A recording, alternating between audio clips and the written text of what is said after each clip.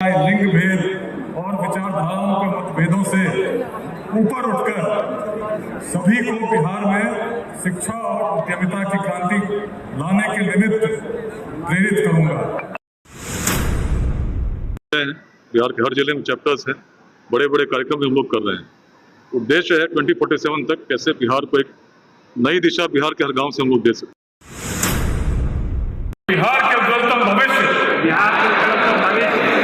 के निर्माण के लिए हर संभव प्रयास करूंगा। विकसित भारत में विकसित बिहार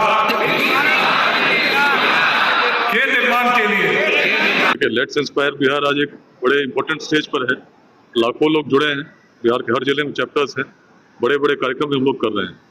उद्देश्य है 2047 तक कैसे बिहार को एक नई दिशा बिहार के हर गांव से हम लोग दे सकें। उसमें बिहार के सभी लोगों को जाति, संप्रदाय, लिंग भेद, विचारधाराओं के मतभेदों से ऊपर उठकर बिहार में शिक्षा और उद्यमिता के लिए योगदान करने के लिए हम लोग प्रेरित कर रहे हैं।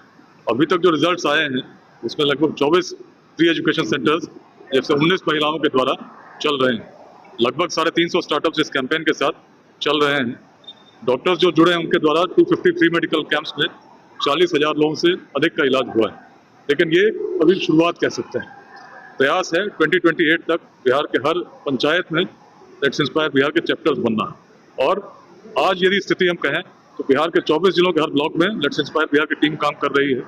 बेगूसराय जिले में जो मेरा अपना जिला है, करीब 40 पंचायतों में LIB के चैप्टर्स बने हुए हैं।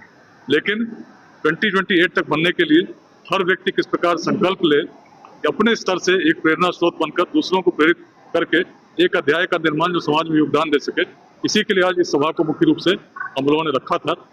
इसमें एक संकल्प हम लोगों ने सभी को दिया है कि अपने स्तर से स्वयं एक सीड बनके, एक प्रेरणा स्रोत बनके एक नए चैप्टर का निर्माण करेंगे और इसको जन जन तक ले जाएंगे। हमारा उद्देश्य है 2028 तक बिहार के हर जिले में कम से कम 5 स्टार्टअप ऐसे लग जाएं जिसमें 100 से अधिक को रोजगार मिलता हो। आज की डेट में LIB से जुड़े हुए 2 स्टार्टअप सफल हो चुके हैं जो 100 से अधिक को रोजगार दे रहे हैं। जब हर जिले में इस प्रकार का एक बीजारोपण हम कर देंगे तो हमारा मानना है कि जो बड़ी संख्या में युवक स्टार्टअप्स लगाने के लिए प्रेरित हो सकेंगे और बिहार से पलायन रोकने के लिए उद्यमिता की क्रांति के अतिरिक्त अन्य कोई समाधान नहीं है। और ये तभी संभव है जब आम जनों का ये अभियान बच सके। देखिए, इतना बहुत स्पष्ट राय में रखता हूँ कि बिहार में केवल पॉलिटिकल चेंज से बिहार तब तक नहीं बदलेगा जब तक एक बड़ा सोशल एजुकेशनल चेंज बिहार में नहीं होगा। मैं इसी के लिए प्रयास कर रहा हूं और इस प्रयास को आगे भी उसी गति जो मैंने बताई 2028 का है, 2047 का, इसमें चलता रहूंगा। पॉलिटिक्स के बारे में मेरी स्पष्ट राय है, अच्छे ईमानदार लोगों को आना चाहिए, निस्वार्थ लोगों को आना चाहिए। लेकिन समाज में ऐसी भूमिका हमको तैयार करनी होगी जब ऐसे लोग आए तो जाति संप्रदाय से बढ़कर लोग उनका सहयोग भी करें। ये तब तक संभव नहीं है जब तक हम एक व्यापक स्तर पर सामाजिक अभियान नहीं चलते।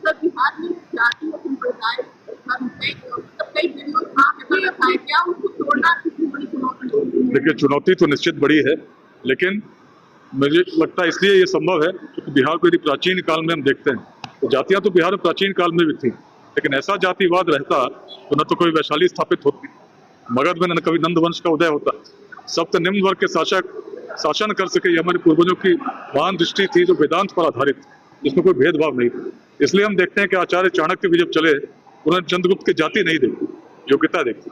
आज के बिहार में यदि किसी व्यक्ति का हम चिंतन करें तो उनको 2 विकल्प दें। एक व्यक्ति जो उसकी जाति का हो, अयोग्य हो, और एक व्यक्ति जो उसकी जाति का न हो लेकिन योग्य हो, तो व्यक्ति शायद उसी को चुनेगा जो अयोग्य है। लेकिन परिवर्तन ये लाना है कि उस बिहार की प्राचीन चिंतन को हर व्यक्ति के मस्तिष्क में हम स्थापित कर सकें।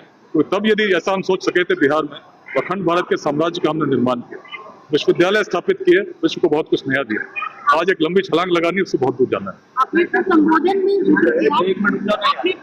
में जिक्र किया कि नेताओं का पढ़ा लिखा होना चाहिए, जाति पात से ऊपर बिहार की राजनीति, ये एक बात निश्चित रूप से इसमें कहीं कोई संदेह नहीं है। जो भी लोग समाज का मार्गदर्शन करें उनके मन में एक विजन होना चाहिए, एक दृष्टि होनी चाहिए जिसमें शिक्षा सबसे महत्वपूर्ण, और एक एंटरप्रेन्योरशिप की फीलिंग कि कैसे हम बिहार को उद्यमिता की ओर ले जा सकते। यदि हम केवल सरकारी नौकरियों की बात करेंगे तो हम भी जानते हैं कि 1% से अधिक किसी पार्टी की सरकार आ जाए तो उससे बिहार के युवाओं को हम लाभान्वित नहीं कर सकते। तो हम छद्म भाषण तो कर सकते हैं, उससे हो सकता है यदि हमारा लक्ष्य चुनाव जीतना हो तो जीत भी सकते हैं, लेकिन बिहार का हित नहीं होगा।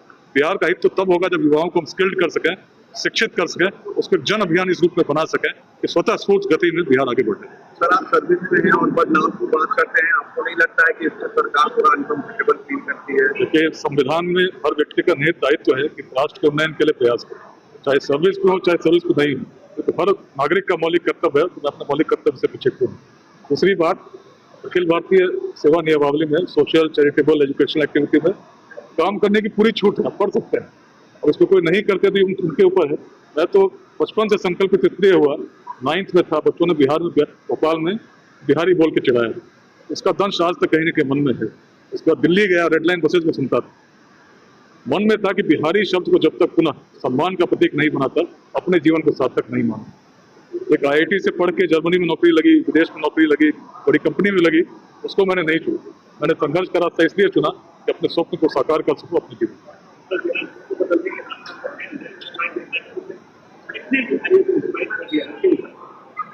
बापू सभागार साक्षी है, हजारों की संख्या में लोग यहाँ उपस्थित हैं। बिहार का ये सबसे बड़ा सभागार, अनेक कार्यक्रमों मुक्ताकाश में भी किए, जो बताने को पर्याप्त है कि कितने लोग आज हमारे साथ जुड़े हैं। केवल व्हाट्सएप ग्रुप में संख्या आज 1,83,000। आज जो आह्वान मैंने किया है कि नए नए चैप्टर्स और बनाए, बिल्कुल नए, मैंने अपना नंबर भी इसलिए साझा किया क्योंकि लिंग भेद और विचारधाराओं के मतभेदों से ऊपर उठकर सभी को बिहार में शिक्षा और उद्यमिता की क्रांति लाने के निमित्त प्रेरित करूंगा। जो महिलाएं हैं बोलेंगी प्रेरित करूंगी, सहमत है? तो ऐसे तो नहीं है, सहमत नहीं है। तीसरा संकल्प है अपने पूर्वजों की भूमि के पुनरुद्धार के लिए गतिमान अभियान में मैं अपना निस्वार्थ अनुदान समर्पित करूंगा और अभियान को सशक्त करने के लिए स्वयं अपने चरित्र, आचरण और व्यवहार से अपने यशस्वी पूर्वजों की भांति एक प्रेरणा स्रोत बनूंगी। सहमत? अंतिम संकल्प है मैं बिहार की ऐतिहासिक, सांस्कृतिक, साहित्यिक एवं आध्यात्मिक विरासत में समाहित प्रेरणा का प्रसार करूंगी। सहमत? मैं संकल्प, मेरी शर्त यही है, संकल्प जब लेंगे तो बिहार के सबसे बड़े सभागार की ध्वनि पूरा भारत सुन रहा है, विदेशों में लोग सुन रहे हैं, हर वह बिहारवासी सुन रहा है जिसके मन में कहीं न कहीं एक निराशा है कि यहाँ कुछ बदलने वाला नहीं, जिसके मन में संदेह है कि कहीं इस व्यक्ति का कोई स्वार्थ तो नहीं। तो आश्वस्त करता हूं, मेरा कोई स्वार्थ नहीं। मेरा यदि कोई स्वार्थ है तो यही है कि बिहार बदलना चाहिए, और इसी स्वप्न को लेकर मैं चल रहा हूं। तो खड़े हो जाइए और खड़े होकर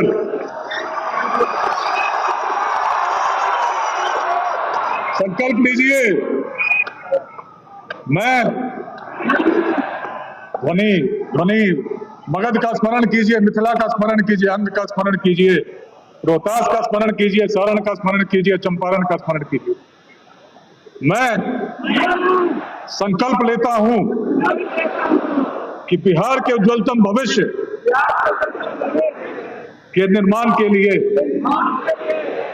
हर संभव प्रयास करूंगा। विकसित भारत में विकसित बिहार के निर्माण के लिए जाति, संप्रदाय, लिंग भेद और विचारधाराओं के मतभेदों से ऊपर उठकर सभी को बिहार में शिक्षा और उद्यमिता की क्रांति लाने के निमित्त प्रेरित करूंगा। अपने पूर्वजों की भूमि के पुनरुद्धार के लिए गतिमान अभियान में मैं अपना निस्वार्थ योगदान समर्पित करूंगा और अभियान को सशक्त करने के लिए स्वयं अपने चरित्र, आचरण एवं व्यवहार से अपने यशस्वी पूर्वजों की भांति एक प्रेरणा स्रोत बनूंगा।